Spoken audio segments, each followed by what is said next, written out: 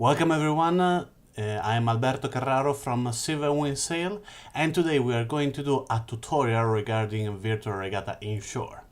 So we are going to go to the sailing school that they already provide us, and we're going to see how we can learn from it, what we can learn from it, and how we can improve the information they're giving us. Firstly, they tell us that the wind is our engine, and we have to use the arrow left and right to adjust the course of our boat. Oh, come on. Okay, let's start again. Sorry, something happened. I'm too competitive and I have to follow exactly the menu. So with a C, I can change camera. With the right and left, I can move left and right. With up and down, I can zoom in and zoom out to have a better view of the racing area. And we can go to the second one that is called the point of sail. That means we can go almost all the direction, but we cannot head to the wind. So we're going to follow the arrow. That, as you can see, we are on boom reach. Now we are on broad reach, and the boat is going to be faster, 6667. Then we go to the run, that especially for this boat is a little bit faster. Then we are going to jibe, so the sail go to the other side and we can luff up. And now it's time to go close hold, so we can learn how to go more upwind. And when you go close hold, when you tuck, so when you pass the position directly in front of the wind, ahead of the wind, you are going to slowly decrease the distance to your upwind mark. We're going for tutorial number 3 that teaches us how to do. So we are going to be close hold. We have to be really careful to follow the arrows or the system will be a little bit upset. You see, we have to go on this direction. And now we have to tack so much that we go in front of the wind and we end on another close hold situation. We are going to do it again. We are going closer to the wind, and now we have to go head to the wind, past that headwind position, and finish on the other close hold wind until we can reach our next waypoint upwind. As you can see, all the waypoints were exactly upwind, so this is the way how we can reach the upwind mark.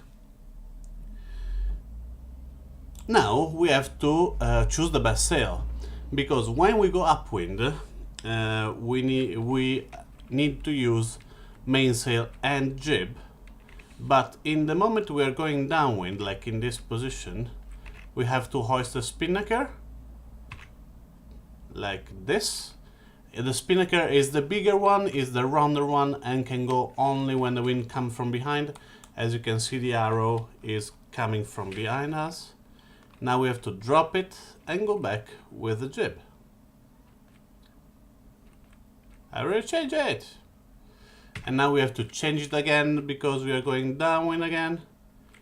And now we are on track because I can show you the wind is coming from almost behind us. So that's the only way we can use the spinnaker. That's really easy, and especially if you already saw all the video I've done, this is kind of self-explanatory. When I'm going to do the other one, that will be more interesting, but we will going to see this one later. VMG is the maximum speed directly to the wind. You can see there is that one have to be green. If it's green, we are going really good. You see, best VMG. And now we have to do the same on the other side. The things have to be green. It's a little bit tricky. Now we are on our best VMG and we pass it. So when that one is green, you see VMG is also green and says 11.7. That is the direction we are going exactly against the wind. So actually is a vector that is being composed between the side one and the one going closer to the wind. So that one tells us actually how fast we are approaching the mark. Think about if the boat is going really fast, but horizontally, the boat is not approaching the mark because it's going horizontally. And if it's going really slow against the wind or really close to the wind, yes, it's going approaching the mark, but it's really slow. The VMG is the average number that tells us how fast we are going compared with the angle we have. So it's the best way to know our performance if we are good or not. Track of a regatta is pretty easy. We have 2 marks upwind. We have a starting line, so we are going to start right now. We are going to tack.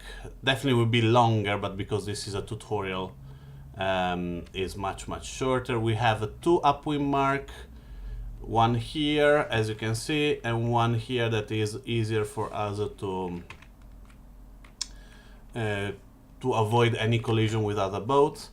Then we are going to jibe, and normally we have or the finishing line or another gate. In case of another gate, we have to jibe and start again, dropping the spinnaker, hoisting the jib, and start again. Remember, the spinnaker goes only downwind because from its shape is almost squared, and the squared sail have really hard time to go upwind. So that's why we are using jib. Now we're starting to speak about the rules. This one is one of the easiest one, but one of the trickiest one. We have to avoid collision, and if you hit a boat from behind, you're getting a penalty. So if you want, I was not far away. I avoided the collision, but I was not on the arrow, so I failed it, but it'll never happen again. So if definitely this one is too much far away to avoid the boat, you can go much closer. Obviously, closer you go, difficulter is B. So if you want to avoid the collision, you just need to avoid the collision. You don't have to be miles away, like in this case.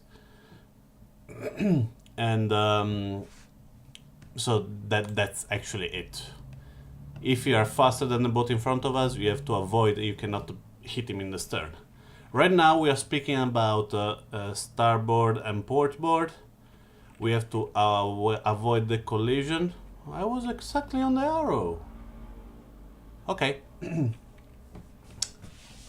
Sorry guys.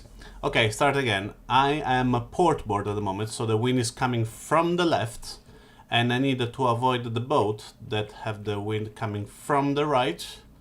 So one option is to bear away to him, so pass behind it. Another option is to tack just before avoiding the collision. So we're going to tack, and as you can see, we are avoiding the collision. If the most important thing is if you are portboard, you have to remember to give always starboard the right of way. Like this, we are going to jibe, and we are going to pass to avoid the collision with him. Another way also was to pass behind them. So there was another way to avoid that kind of collision. One more rule is a Windward Leeward. The boat that is closest to the wind have to give the way to the boat is leeward, so the boat is far away from the wind. As you can see, the wind is coming from this direction, so we have to keep clear, we have to avoid the blue boat because he has the right of way as is farther away. This one always work, as you can see the wind is coming from here, works both sides. I'm always, in this case, the boat closer to the wind is always the boat further away from the wind, called windward, the one closer to the wind, leeward, the boat further away from the wind. And as you can see, is the same even with the spinnaker, it doesn't change nothing. If we continue with our route, we're going to have a collision, but because we'll up, so we go more upwind, we go closer to the wind, we avoid the collision, and that's it. Last one is a little bit tricky, and I wanted to really, the other one are really easy. It works also with the maritime problem. Maritime safety is not only for a race, but even between two sailing boats that casually meet each other in the sea. You have to apply the same rules. The next one is the mark room that's only apply on the racing areas when two or more boats goes to a mark, or called buoy. The one inside the turn has priority only if he was already engaged next to the other at the 3-length mark. Sometimes the game doesn't apply it really well, but as you can see, we are engaged. Engaged means that my stern is hitting some part of his boat, so he is engaged inside, and I need to stay away from his path and avoid the collision. I avoided the collision, everything went good, and that's it. Guys, right now you know everything to start racing. This is our really the basics, and now with the video I'm doing normally, we are going to look at more the tactic and the strategy. Strategy is how to go as fast as possible compared to the racing area. Tactic is to go as fast as possible compared with our opponents. So it doesn't mean we are the fastest ever, but is the fastest between the fleet. One give you the time of arrival, so it can be 5 minutes, 5 minutes and a half. The other one look for the position. The strategy, you're using it when normally when you are behind and you need to catch up. The tactic you are when you are first or second, and you need to understand when you can attack, when you have to defend, and put yourself in a position compared to your adversaries. Okay guys, this is the tutorial for Virtual Inshore Regatta. I hope you enjoy it. If you like it, press the subscribe button, press the like button, and I hope to see you for the next video that is going to start really soon. From Alberto, Sail, see you next time.